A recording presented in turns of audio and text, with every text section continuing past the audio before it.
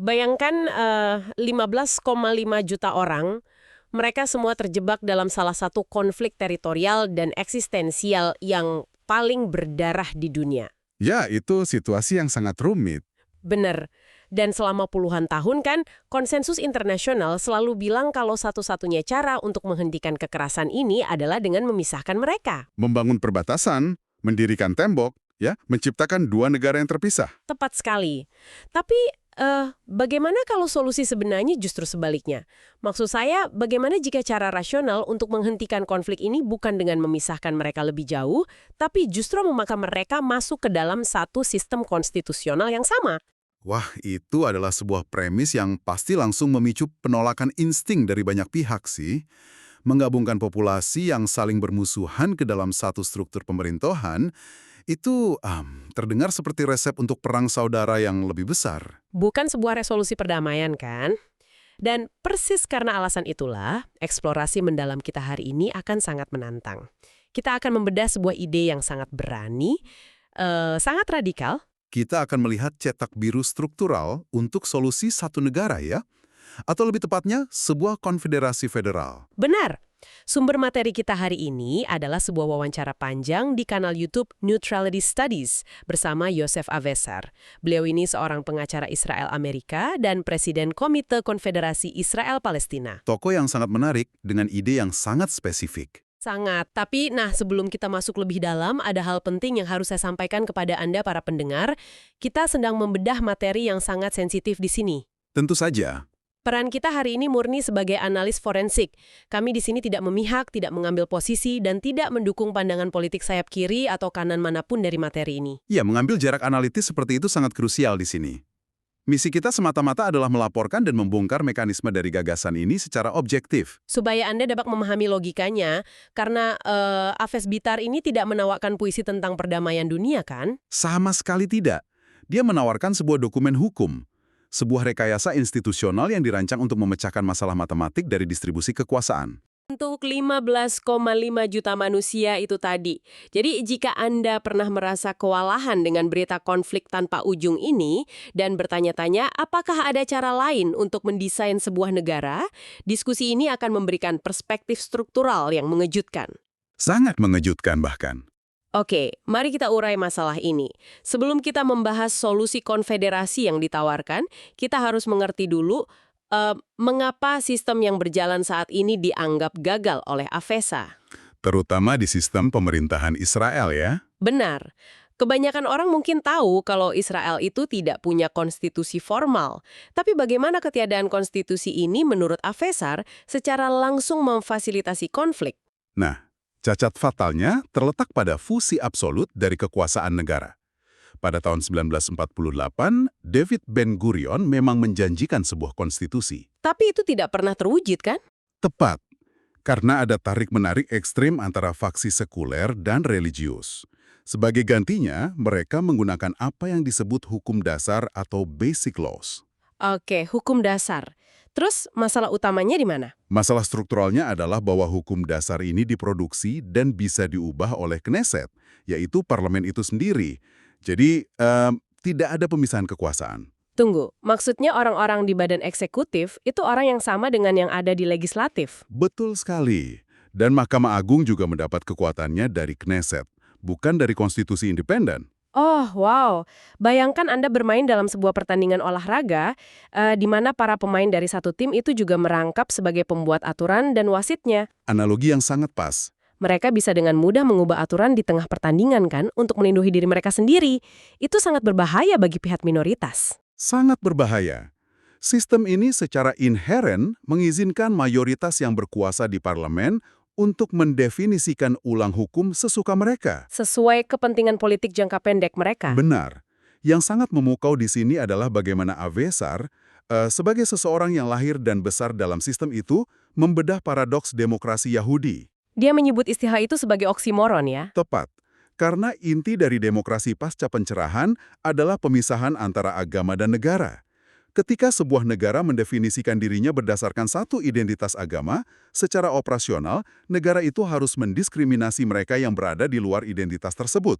Untuk mempertahankan karakter aslinya. Dan Avesar juga berargumen soal ideologi Zionisme itu sendiri kan? Ya, dia melangkah ke ranah yang sangat provokatif. Dia bilang, Zionisme secara struktural membutuhkan musuh yang konstan agar tetap relevan. Tunggu, jadi kalau ada kedamaian itu, ideologi itu malah terancam? Persis, jika seluruh narasinya dibangun di atas kebutuhan tempat berlindung bersenjata karena dunia ini memusuhi mereka, pencapaian perdamaian sejati justru membuat ideologi itu kehilangan tujuan utamanya. Insentifnya justru pada konflik yang terus berlanjut. Ya, karena konflik itulah yang melegitimasi struktur kekuasaan yang ada. Dan ini bukan cuma teori, dampaknya sangat nyata. Inilah sebabnya, menurut sumber kita, ada krisis kepercayaan internal saat ini. Angkanya cukup mengejutkan ya. Sangat. Ada eksodus massal. Sekitar 270.000 warga Israel telah keluar dari negara tersebut sejak 7 Oktober. Itu adalah gejala kelelahan struktural yang parah. Warga mengevaluasi prospek masa depan mereka dan memilih keluar dari sistem yang tidak menawarkan titik terang. Oke, jadi kalau sistem saat ini rusak dan solusi dua negara telah menemui jalan buntu selama 30 tahun sejak perjanjian Oslo, lalu apa alternatif konkret yang Avesar tawarkan? Dia menawarkan cetak biru konfederasi, sebuah pemerintahan federal independen untuk seluruh populasi, tanpa memubarkan pemerintah Israel atau otoritas Palestina yang ada saat ini. Menarik. Jadi ini semacam lapisan pemerintahan baru di atas mereka? Betul. Pemerintahan federal ini akan memayungi Israel, tepi barat, dan Gaza dengan sebuah konstitusi sekuler. Bagaimana struktur eksekutifnya? Pasti rumit membaginya. Avesar mengusulkan sistem rotasi untuk presiden dan wakil presiden. Satu diduduki orang Israel, satu orang Palestina, dan mereka bertukar posisi setiap 2 tahun. Oke, rotasi. Terus bagaimana dengan parlemennya? Akan ada parlemen berisi 300 anggota yang mewakili 300 distrik. Dan distrik-distrik ini secara sengaja bisa memiliki populasi campuran. Disinilah hal ini menjadi sangat menarik. Tapi saya harus menantang ide ini. Kalau Anda menggabungkan semua orang ke dalam satu parlemen gabungan dengan sistem satu orang satu suara, Ancaman demografis kan? betul. Bagaimana cara mencegah tirani mayoritas? Kalau populasi yang satu tumbuh jauh melampaui yang lain dalam 50 tahun ke depan, mereka bisa menguasai parlemen dan menindas minoritas. Nah, pemahaman tentang ketakutan inilah yang melahirkan inovasi paling vital dari Avesar. Dia menyebutnya aturan 55%. Oke, bagaimana aturan itu bekerja? Untuk mengesahkan undang-undang, tidak bisa pakai mayoritas sederhana. Dibutuhkan persetujuan dari minimal 55% anggota parlemen Palestina dan minimal 55% anggota parlemen Israel secara bersamaan. Oh, wow. Jadi harus ada persetujuan dari kedua belah pihak. Benar. Ini memisahkan bobot suara dari fluktuasi demografi absolut. Mayoritas tidak akan pernah bisa menggilas minoritas karena masing-masing pihak memegang kunci veto. Jadi seorang politisi garis keras tidak bisa sekadar berteriak di distriknya, lalu datang ke parlemen dan memaksakan kehendaknya. Sama sekali tidak bisa. Secara matematis, dia tidak berdaya tanpa persetujuan pihak seberang. Dan saya juga baca di sumbernya ada hak veto untuk pemerintah lokal ya. Iya, jika parlemen federal mengesahkan hukum yang melanggar kedaulatan budaya atau agama inti mereka, pemerintah lokal Israel atau Palestina bisa memveto hukum tersebut. Luar biasa. Jika kita hubungkan ini dengan gambaran yang lebih besar, ini adalah penerapan ekstrim dari prinsip desentralisasi ya. Tepat sekali. Ini seperti cara Swiss menangani kanton-kanton mereka, atau Amerika Serikat dengan kewenangan negara bagiannya untuk meredam konflik internal. Memisahkan isu identitas ke tingkat lokal, tapi memaksa kerjasama fungsional di tingkat federal. Benar, untuk hal-hal yang tidak bisa dipisahkan secara fisik, seperti jaringan air dan infrastruktur. Tapi memiliki cetak biru di atas kertas itu satu hal.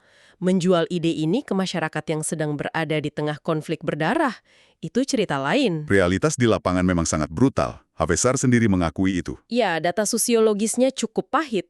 Sekitar 80% warga Israel diprediksi akan menolak mentah-mentah ide ini karena dianggap mengkhianati ideologi negara Yahudi. Palestina juga akan menolaknya. Karena trauma sejarah Nakba, kan? Dan keinginan kuat untuk punya negara sendiri. Betul. Tapi, ada garis perak yang Avesar lihat dari data tersebut. Apa optimisme yang dia temukan dari angka penolakan sebesar itu? Kalau 80% orang Israel menolak, Berarti ada 20% yang mendukung. Kalau 60% orang Palestina menolak, ada 40% yang mendukung. Oke, jadi sisa persentase itu kalau digabung dari 15,5 juta orang, Itu setara dengan 4 hingga 5 juta orang yang siap mendukung pemerintah federal. wah, 4-5 juta jiwa. Itu basis massa sipil yang sangat raksasa loh. Sangat besar. Dan mereka ini bukan ekstremis pinggiran. Mereka kelompok moderat yang sudah lelah dengan peperangan. Ini memunculkan satu pertanyaan penting dari wawancara tersebut. Mengapa para intelektual barat, seperti Profesor Jeffrey Sachs misalnya, Iya, kritik Awesar terhadap mereka sangat tajam. mengapa intelektual yang hidup damai dalam sistem federal di Amerika justru terus mendorong solusi dua negara secara dogmatis? Menurut Awesar, ada semacam rasisme paternalistik tersembunyi dari Barat. Ada prasangka bahwa orang Yahudi dan Muslim di wilayah tersebut tidak mampu, secara kultural atau emosional, untuk hidup berdampingan dalam sebuah demokrasi. Jadi asumsinya seperti, kalian terlalu primitif untuk berbagi parlemen, jadi kami buatkan dua kandang terpisah saja. Begitulah kira-kira narasinya. Dan Awesar menolak keras gagasan itu. Nah, karena dia tidak percaya pada tekanan eksternal dari PBB atau lembaga luar, bagaimana organisasi Avesar ini mengimplementasikan idenya? Mereka menggunakan strategi yang disebut pancingan atau enticement. Ya, dan ini yang paling bikin saya takjub. Mereka melakukan simulasi parlemen via Zoom kan? Benar. Sudah berjalan sekitar 6-7 tahun, mereka merekrut warga sivil biasa untuk bermain peran sebagai anggota parlemen di sistem konfederasi ini. Dan saat warga biasa ini disuruh masuk ke struktur aturan 55% itu, Sesuatu yang luar biasa terjadi. Psikologi mereka bergeser instan. mereka berhenti saling berteriak ya. Berhenti. Karena slogan kebencian tidak akan bisa meloloskan undang-undang soal rute transportasi atau kuota pembuangan sampah. Mereka dipaksa oleh sistem untuk menjadi teknokrat yang pragmatis. Mereka mulai memecahkan masalah karena sistemnya menghukum postur ideologis ekstrim dan menghargai kompromi. Eksperimen Zoom itu membuktikan bahwa institusi membentuk perilaku. Oke, mari kita ringkas dengan cepat intisari eksplorasi kita hari ini. Gagasan Yosef Avesar ini pada dasarnya bukanlah tentang memaksa orang untuk saling mencintai secara spiritual, kan? Bukan. Sama sekali bukan itu. Melainkan menciptakan sistem konstitusional yang rasional. Dengan aturan 55%, rotasi eksekutif, pemerintahan 3 lapis. Di mana 15,5 juta orang ini diwajibkan oleh struktur hukum untuk bernegosiasi secara adil, alih-alih saling menghancurkan. Jadi, apa arti dari semua ini? Mengapa pendengar kita harus peduli dengan teori ini? Informasi ini sangat berharga bagi Anda karena ini mengubah cara pandang kita terhadap konflik. Seringkali ya, perdamaian itu bukanlah tentang mengubah hati manusia secara ajaib, Tapi tentang mendesain mesin institusional yang tepat ya. tepat mendesain insentif struktural yang menghukum radikalisme dan mendorong kompromi.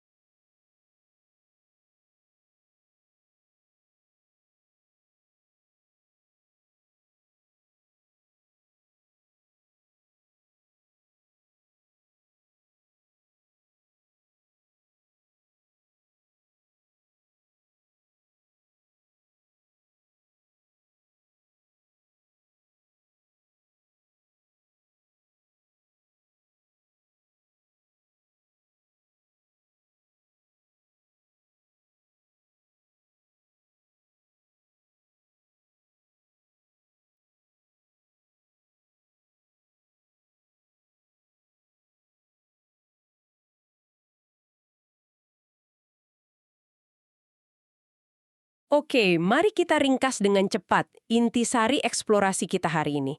Gagasan Yosef Avesar ini pada dasarnya bukanlah tentang memaksa orang untuk saling mencintai secara spiritual, kan? Bukan, sama sekali bukan itu. Melainkan menciptakan sistem konstitusional yang rasional. Dengan aturan 55%, rotasi eksekutif, pemerintahan 3 lapis. Di mana 15,5 juta orang ini diwajibkan oleh struktur hukum untuk bernegosiasi secara adil, alih-alih saling menghancurkan. Jadi, apa arti dari semua ini? Mengapa pendengar kita harus peduli dengan teori ini? Informasi ini sangat berharga bagi Anda karena ini mengubah cara pandang kita terhadap konflik. Seringkali ya, Perdamaian itu bukanlah tentang mengubah hati manusia secara ajaib, Tapi tentang mendesain mesin institusional yang tepat ya. tepat mendesain insentif struktural yang menghukum radikalisme dan mendorong kompromi. Sangat mencerahkan. Dan itu membawa saya pada satu pemikiran provokatif akhir untuk Anda renungkan. Silakan. Jika sebuah simulasi rapat di Zoom saja, yang sekedar mengubah aturan pemungutan suara, bisa memaksa musuh bebuyutan untuk berkompromi, Iya, seberapa banyak dari kekacauan politik di negara kita sendiri atau di dunia ini yang sebenarnya murni karena desain sistem yang buruk dan bukan karena manusia pada dasarnya tidak bisa rukun. wah, itu pertanyaan yang sangat tajam. Menggeser fokus dari moralitas individu ke desain sistem pemerintahan kita. Benar, kita mungkin hanya sedang bermain di atas papan permainan dengan aturan yang salah. Terima kasih banyak kepada Anda, para pendengar, karena telah menyediakan waktu untuk mengikuti eksplorasi mendalam ini. Ya, teruslah mempertanyakan asumsi-asumsi lama Anda. Tentu, jangan berhenti belajar. Dan sampai jumpa di penyelidikan sistem struktural kita berikutnya.